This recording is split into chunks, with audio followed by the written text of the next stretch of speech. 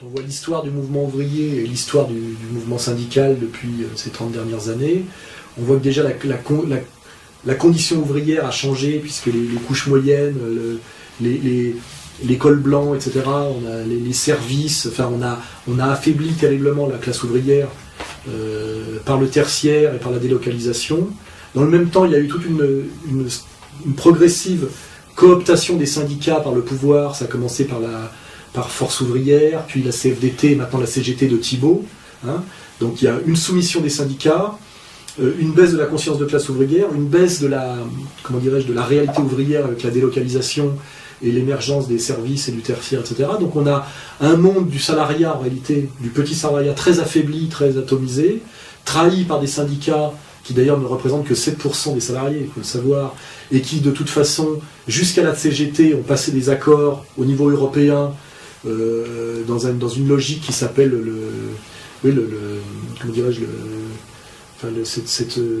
ce grand syndicat européen qui est en train d'être créé sous contrôle de l'UE, et qui a une espèce de partenariat, genre on discute sur les augmentations de salaire. C'est Thibault d'ailleurs qui... Oui, Thibault serait pressenti pour être le premier représentant de ce syndicat européen global. Donc effectivement, on a tous ces facteurs qui font qu'aujourd'hui, si on avait de toute façon supprimé la manif unitaire du 1er mai depuis longtemps, c'est parce qu'ils n'arrivaient plus à mettre autant de gens dans la rue qu'avant. Il y a une période d'énorme souffrance du monde du travail et de grande faiblesse politique pour se défendre. C'est une réalité objective, c'est la victoire d'un gros travail qu'a fait le capital pour affaiblir le monde du travail dans son unité, dans ses capacités de défense, ce qui se traduit par beaucoup de névrose, de colère, etc. Et on est dans une situation aujourd'hui qui ressemble aux années 1900, quand il y avait les périodes des anarchistes, où les mecs mettaient des bombes, parce qu'il n'y avait aucun espoir de révolution, puisque 1848 avait échoué, les années 1870 avaient aggravé la condition, et on était dans une période la période anarchiste, c'est pas rien, ça, où les types, la solution à la violence bourgeoise était la bombe, voilà. Et ça ressemble un peu, les mecs maintenant veulent faire sauter leurs usines, etc., parce qu'ils n'y arrivent pas, parce que même la grève aujourd'hui n'est même plus un outil très violent pour l'ouvrier, c'est valable que dans les services publics qui sont en train d'être démantelés, parce que la délocalisation, c'est que l'ouvrier ne peut même plus menacer de ne pas travailler, on lui menace de lui retirer son travail, de toute façon. Parce que de toute façon, il est délocalisé, il va faire la grève, quoi. Il est chômeur. La grève de chômeur, ça ne gêne personne. Donc de toute façon, on lui dit, sois déjà content de ne pas être chômeur, de toute façon, si tu pètes de travers, on te délocalise. Et aujourd'hui, les types qui veulent faire péter leurs usines, c'est plus comme... La grève générale, c'était un moyen... Et c'était l'espoir du syndicalisme révolutionnaire de mettre la bourgeoisie à bas, parce que si le prolétaire français ne travaillait pas, la bourgeoisie était complètement émasculée de ses moyens de rente. Mais aujourd'hui que le capitalisme est financier et mondialisé, l'ouvrier français, il a juste à supplier qu'on daigne ne pas lui supprimer son travail, puisque de toute façon, son boulot peut être fait demain par un autre moins cher que lui ailleurs. Voilà, tout a été mis en place pour que ce soit possible. Donc la seule chose qu'a l'ouvrier aujourd'hui, c'est l'action violente, le recours aux médias et quelque part à la commisération du public, c'est-à-dire qu'on dit comme les Conti par exemple. Oh, c'est dégueulasse, oui bien sûr. Ouais. Et puis le représentant des Conti, il est bien gentil, mais au niveau politique, c'est pas une fusée. Hein. Je crois qu'il sort un discours en gros qui est un discours NPA écolo, quoi. Hein, c'est-à-dire quand on le laisse parler.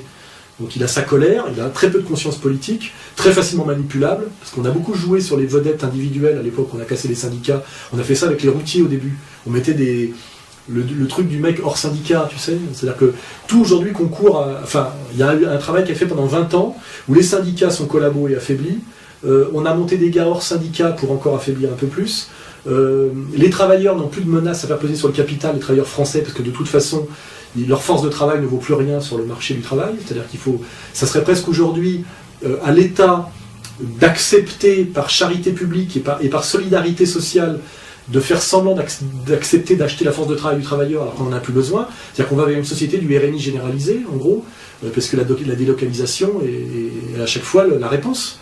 Et d'ailleurs, je le redis, les mecs ils gueulent non pas parce que on leur augmente pas leur salaire, ils ne menacent pas de faire une grève, ils menacent de faire péter une usine parce que le propriétaire de l'usine est en train de la vider entièrement pendant le week-end pour délocaliser. Voilà. Et donc on est dans une situation de tragédie ouvrière et d'impuissance ouvrière qui ressemble au climat anarchiste des années 1900. C'est pas très bon signe. Le seul espoir, c'est que cette condition ouvrière, c'est la même, de mise au chômage et de paupérisation, c'est la même condition aujourd'hui qui est appliquée aux classes moyennes et à de plus en plus de cadres, de col blanc.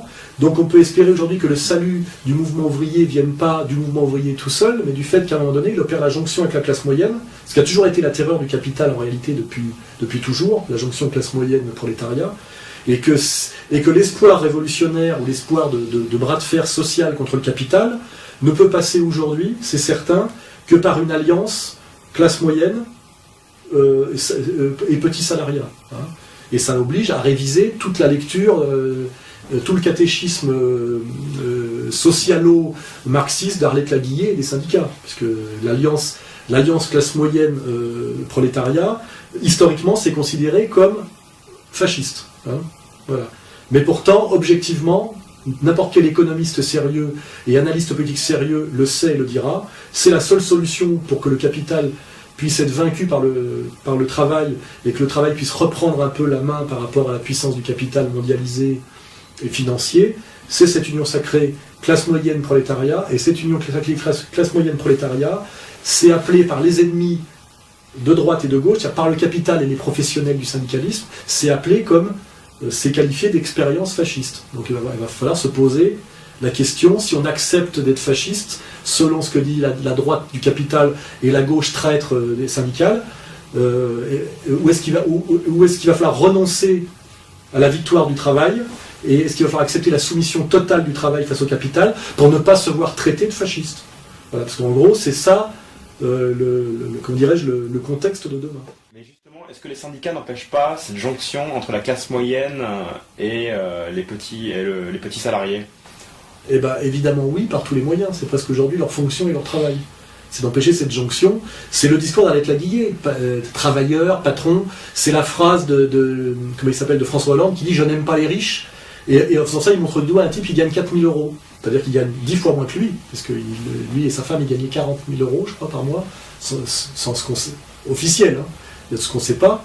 Mais tout le travail de la gauche officielle aujourd'hui, c'est de montrer comme riche le petit patron, l'artisan et le commerçant, qui est la vache à lait de la fiscalité française, et de cacher effectivement les vrais riches. Donc effectivement, toute cette mascarade aujourd'hui, elle est là. Le rôle des syndicats, effectivement, est d'empêcher par tous les moyens la vraie jonction révolutionnaire de la petite bourgeoisie et des salariés et des petits salariés. Hein, parce que dans les